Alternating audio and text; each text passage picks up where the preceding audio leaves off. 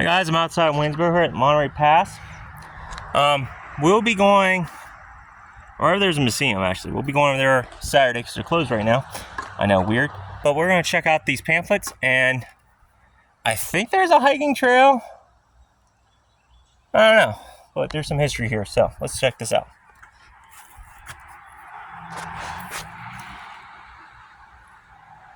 So that's the story of South Mountain. Here's one about Monterey Pass itself.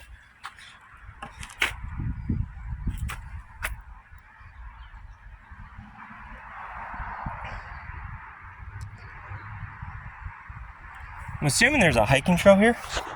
Now, we don't do hiking on this channel, but for the history of Monterey Pass, we're going to have to, I think. I don't know yet. I want to hit these pamphlets in the parking lot and then figure this thing out. Here's a retreat from Gettysburg. So this is what happened after they retreated. July 5th, Confederate General James Longstreet Corps marched from Guilford along Jackson Mountain Road to Fandale. From there, Longstreet Corps marched to Monterey Pass along the Emmitsburg and Waynesboro Turnpike. General John Hood's division led the advance, followed by General George Pickett Division, and bringing up the rear was General Lafayette McCaws. They encamped along the Emmets and Waynesboro Turnpike with McClellan's division at the eastern base and Hood's division at the western position of the summit. Pickett's division encamped on the grounds of the Monterey Inn. The next day, Pickett was ordered to march with Hill's Corps. July 6th, Longstreet Corps took the lead of the army with McClellan's division in front and Hood's division following behind. They encamped near Leonardsburg, Maryland that night. July 14th, Longstreet's Corps crossed the Potomac River at Falling Waters. Nights were pitch dark, the roads a sea of mud and congested with men, artillery, and wagons. It was a broad experiment. Fatigue went of sleep and food, wet to the skin and cold, yet there was surely but little complaining. And you got yourself your generals. So when they retreated, it was raining, thunderstorm. What I understand the Battle of Monterey Pass was they retreated from Gettysburg. They came through this pass. A local farm boy told them about, hey, to a Union soldier, there's Confederate forces up at the pass. The Union, like, we're going to get these little suckers. So they came up and they actually ambushed these guys in the pass. And this is the second largest battle on Pennsylvania soil. So if Gettysburg was number one, this was second. You know how many men passed away at Gettysburg? Think about just half a many passed away here at this little unknown battlefield. This is Gettysburg Battlefield weekend. Okay? I'm the only one here. This is something free. This is open all the time. I'm the only one here because it's unknown. It's kind of a shame that no one knows about this battle. Now, some would debate it's in Maryland. But we're going to say it's in Pennsylvania. This one's too far gone. 10,000 soldiers fought Monterey Pass. So we're going to find out what the heck this trail is all about. If there's a trail. Like I said, Saturday, y'all are going to have a video of the museum. Walking tour, 2 hours. Out here.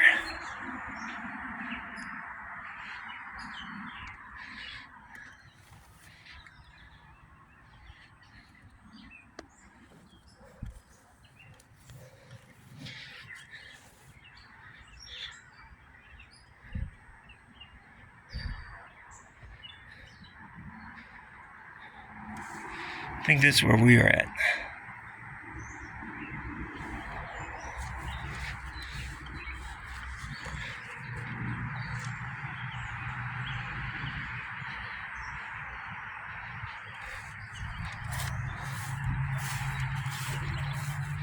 So let's see here.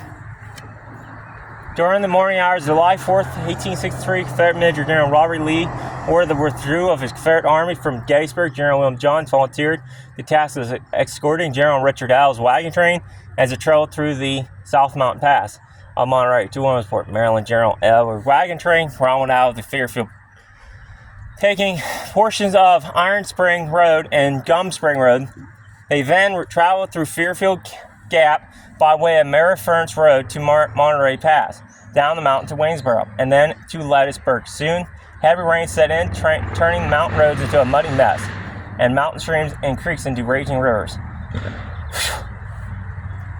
Picketing the mountain summit was a portion of the 1st Maryland Cavalry Company B under Captain George Emmett. Supporting him was Confederate Captain William Turner with one Napoleon cannon deployed near the Clement House, 7 miles east of Emmitsburg. Maryland Union General Jacob Kemp Cavalry Division was reinforced by Colonel Panic Hayes Bridge. They headed westward toward South Mountain to interrupt the Confederate wagon train at Jackson Mountain Road. A portion of the 5th Michigan Cavalry was detailed to scout the Confederate moves in the direction of Fairfield. Toward evening, Charles H. Burton, a local farmer, learned the Confederates' retreat at Monterey Pass as well as the capture of the civil citizens. He mounted his horse and rode toward Fountaindale, where he came across one of General George Custer's scouts and reported the station on the mountaintop. It was about 9 p.m. when the Union cavalry were blinded by a muzzle blast from Turner's cannon near the Clement House. The first shot was fired directly into the 5th Michigan Cavalry, causing much confusion. 2 more shots were again fired by Turner's detachment, and Merck's small squads charged and drove the Union cavalry back. For the next several hours, in darkness and torrential rain, the opposing forces engaged in some of the most confusing and chaotic fighting of the Civil War. It's some interesting. The cannon or lightning in the sky eliminated their positions. Captains Turner and Emmett deployed their forces near the Monterey Pass on both sides of the turnpike. Kilpatrick then ordered the 18th Pennsylvania Cavalry to dismount and attack Emmett's company. The Confederates fell back to Red Run Creek and redeployed there, where other companies of the 1st Maryland Cavalry had arrived to support them. Gaining the summit and studying the network of roads, Kilpatrick ordered the 1st Vermont Cavalry to Gettysburg, Maryland, to attack the Confederate wagons as they entered Maryland. He also ordered a portion of the 1st Michigan Cavalry to attack Fairfield Gap, 1 mile northeast of Monterey Pass, where the wagons were coming from Fairfield. It was here that the Michigan soldiers were forced back by Confederate cavalry and artillery position. Here, near the Monterey House, Brevet Captain Pushin deployed a section of artillery and shelled the Confederate battle line that was positioned near modern-day Monterey Park. Throughout the early morning hours of July 5th, during the thickest of the fight, General Johns ordered his couriers, staff officers, and some of the wounded that could fire a gun into the fight.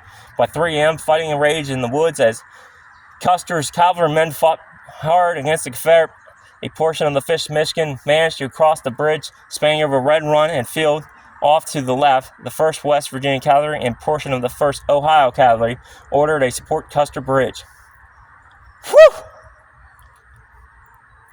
That's a lot of reading. And it still goes on.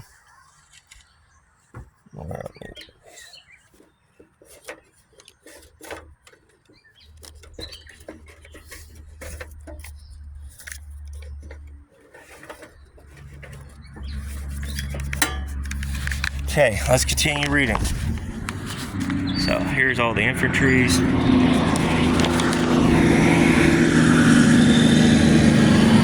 So the West Virginia charged Confederate cannon, tumbling it down in the embankment and began destroying wagons as they charged down the mountainside, storming through the long line of wagons like a pack of wild Indians, overturning many wagons and setting fires to others. In some instances, panic-struck horses with nowhere to follow fell off the mountain cliffs and into the steep ravines. The Union cavalry collected their bounty until dawn. The civilians living in Waynesboro observed the fires from the wagons extending from the top of South Mountain, stretching across the Cumberland Valley from Waterloo, Russellville to Ringling and Gettysburg, as more than 9 miles of wagon trains were set ablaze. The sharpshooters of the 1st North Carolina platoon, supported by the 6th Virginia Cavalry, arrived at time to halt the wagons.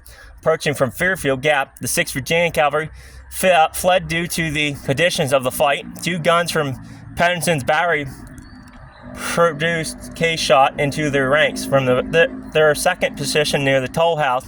Luckily, the sharpshooters sustained no casualty. General Alfred Everett, North Carolina Brigade, arrived at dawn, forcing General Clement to give up the fight. Just after the daybreak, Confederate General Armstrong White Bridge arrived from Fairfield, missing out on the fight at Monterey Pass. 1st Vermont Cavalry destroyed several wagons and took many prisoners. When the regiment attacked the Confederate wagon train in Gettysburg, their half their half the regiment moved onward toward Hagerstown, while the other half moved onward to Ringland, Maryland. Once Kepner was at Ringlerville, Maryland, he ordered his cavalry to halt, officially ending the Battle of Monterey Pass. The battle resulted in over 100 Confederate casualties and over 100 Union casualties. So 200 men got killed here. Realizing he was in dangerous territory, Kepler ordered his cavalry to move south to Smithsburg, where later in that day, he was attacked by General G. Stuart cavalry crossing South Mountain at Raven Rock Pass. We're not far from Raven Rock, if anybody knows what that is. After the battle, the Confederate infantry marched through Monterey Pass. General H.P. Hill Corps marched upon the Mary Ference Road from Fairfield, where many soldiers doubled the area as Mount Mary of Couple Quarrymen.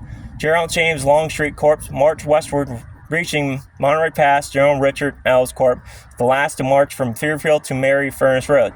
The rear of his corps, General Joe Earl Division, skirmished with portions of the Union General Thomas Nell's Infantry Brigade and Colonel John Wolfe Cavalry. So, I believe this is a battle plan, I think, of it. I know it was a lot of reading, guys, but that's basically was the Battle of Monterey Pass. So, we're going to head down this trail and see what else is down there, what else to learn. We might split this up into a couple videos. So, keep that in mind. So, there you go. There's at least some of the stuff about Monterey Pass.